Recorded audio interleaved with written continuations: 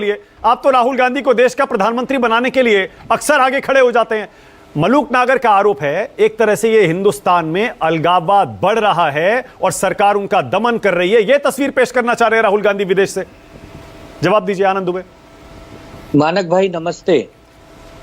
एक शेर से मैं भी शुरू करता हूं कि मुझे खबर है कि आपकी नजर में मेरी क्या गलती है। मुझे खबर है कि आपकी नजर में मेरी क्या गलती है। ये और बात है कि हमारा नाम लेकर आपकी दुकान चलती है। मानक भाई, राहुल गांधी जी अगर भारत देश में बात करें तो मलूक नागर साहब, अजय आलोक साहब कहते हैं कि ये बालक बुद्धि, और राहुल गांधी जी जाकर जब विदेश में बात करें तो ये लोग कहते हैं कि राहुल गांधी जी देशद्रोही हैं। राहुल गांधी जी का नाम लिए बिना भारतीय जनता पार्टी की राजनीति न तो शुरू होती है और न तो खत्म होती है।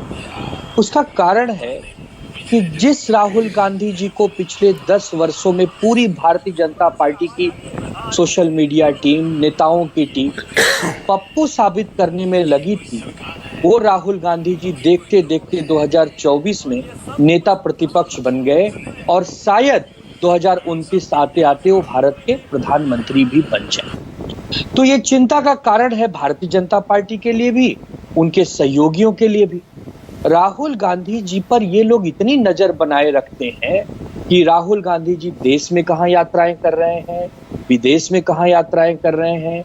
राहुल गांधी जी विदेश में जाकर अगर कह रहे हैं कि ऐन चुनाव के समय एक ऐसी स्थिति हमने देखी कि विपक्ष के नेताओं के अकाउंट को फ्रीज कर दिया गया, एक पैसा नहीं है चुनाव प्रचार में इस्तेमाल करने के लिए, फिर भी हम अच्छा चुनाव लड़े, पूरे जोश और भरोसे से लड़े और अच्छी संख्या हम पाए। तो मानक भाई, ये देशद्रोह का कानून हो गया। मतलब हम लोगों को फांसी पे लटकाया जाएगा, जेलों में बंद किया जाएगा। मतलब हम सच्चाई कहें कि इलेक्ट्रल बॉन्ड के माध्यम से लाखों करोड़ों रुपए सरकार में बैठे लोगों ने ले लिए, देखिए, तो हम पे देशद्रोह लगा दोगे। एक तो आज आपने इतना बड़ा बड़ा टीका लगाया है, बहुत बड़ा टीका, आम दिन भी लगाते हैं, आज कुछ ज्यादा बड़ा टीका है आपका। आज मैं लाल बाग के राजा के दर्शन को गया था, वहां पर जब नतमस्तक हुआ उनके चरणों पर, तब वो टीका लग गया, तो मैंने उसे मिटाया नहीं। बहुत बढ़िया, बहुत बढ़िया। अब मेरा सीधा सवाल है, और तीखा भी लगेगा आपको। क्या आप भी तो घूमते हैं ना पूरे महाराष्ट्र में, क्या आपने कहीं देखा किसी गुरुद्वारे में सिख को जाने से रोका जा रहा है? किसी सिख को पगड़ी या कड़ा पहनने से रोका जा रहा है? कहीं देखा आपने, कहीं महसूस किया? नहीं, ऐसा कहीं नहीं देखा, न तो महसूस किया। लेकिन राहुल गांधी जी जो कह रहे हैं वो उनके विचार हैं। राहुल गांधी जी एक उदाहरण रूप अगर इसको कह रहे हैं कि आज देश में एक माहौल है कि हर जाति धर्म के बीच में लोगों को लड़ाया जा रहा है। नहीं, एक सेकंड, नहीं, एक मिनट, नहीं, लड़ाने की बात नहीं थी। ये आरोप बड़ा क्लियर था, और आप कहीं तो मैं आपको पढ़ के सुना दूं, कांग्रेस ने बाकायदा उनके इस बयान को, उनके इस वीडियो को अपने सोशल मीडिया पे शेयर भी किया है, बड़ा क्लियर है। और आप कहें तो फिर से पढ़ के सुना दूं? नहीं मानक भाई, आपकी बात 100% सही है। आप जब कह रहे हैं तो वो भारत में सिख समुदाय के बीच बड़ी चिंता बनी, उन्हें पगड़ी कड़ा पहनने की इजाजत दी जाएगी या नहीं, भारत के सिख गुरुद्वारे जा सकेंगे या नहीं, ये चिंता सिर्फ सिखों की नहीं बल्कि सभी धर्मों की है। हाँ, मैं वही कह रहा हूं, ये चिंता सिर्फ सिखों की नहीं सभी धर्मों की है। इसका उदाहरण देते समय उन्होंने शायद, मुझे जो लगता है कि जिस प्रकार पंजाब के किसान, हरियाणा के किसान बॉर्डर पर पिछले कई वर्षों से, कई महीनों से धरना प्रदर्शन कर रहे हैं, सारे पगड़ी और कड़े पहन के बैठे हैं आनंद दुबे, गुरुद्वारे जाते हैं। मैं वही कह रहा हूं कि आज वो उनकी बात नहीं सुनी जा रही है, उनके साथ न्याय नहीं हो रहा है, तो हो सकता है कि उनको आने वाले समय में इस पर भी पाबंदी लगे। एक उन्होंने चिंता जाहिर की होगी, जो मैं आपको क्या लगता है, इसके पीछे आपकी चिंता है ये? नहीं, मेरी चिंता तो इस समय देश से बड़ी तो कुछ नहीं होनी चाहिए। देश में जिस प्रकार विपक्षी नेताओं को, विपक्षी पार्टियों को एक प्रकार से प्रताड़ित किया जा रहा है, उसमें तो राहुल गांधी जी भी आ गए, हम भी आ गए।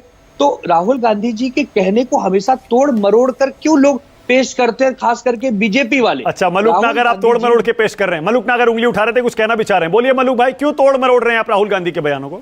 जी, मैं देखिए, एक तो इन्होंने मेरा नाम लेके कहा राहुल गांधी को देशद्रोह, ये इनके अपने शब्द हैं, ये झूठ ना बोले, मैंने ऐसा नहीं कहा देश के राष्ट्रीय चैनल पर। एक दूसरा, सेम ओवरसीज कांग्रेस के जो इन्होंने भी कहा कि वो पप्पू 10 साल कहते रहे, तो मैं कह रहा हूं कि जो ओवरसीज कांग्रेस के प्रेसिडेंट हैं सेम साहब, उन्होंने कल कहा कि इसी तरीके से कि उनको पप्पू कहते थे और आज राहुल गांधी जी गंभीर और बड़े मुद्दे उठा रहे हैं। इसका मतलब ओवरसीज कांग्रेस के प्रेसिडेंट का एडमिट फैक्ट था कि राहुल गांधी जी पहले वो भी पप्पू मानते थे, अब उनके अनुसार राहुल गांधी जी बड़े मुद्दे उठा रहे हैं, गंभीर मुद्दे उठा रहे हैं। तो एक की बात का बात है।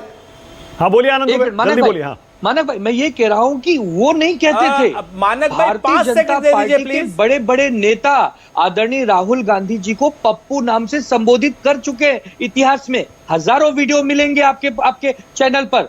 हम ये कह रहे हैं कि वो जो नैरेटिव सेट करना चाहते थे राहुल गांधी जी के खिलाफ या उनके बारे में, उसको तोड़ दिया गया। देश की जनता ने बताया कि राहुल गांधी जी, ठीक है, ओके, ऑलराइट। सुरेंद्र राजपूत जल्दी से बोलिए, क्या कहना चाह रहे हैं, जल्दी से बोलिए।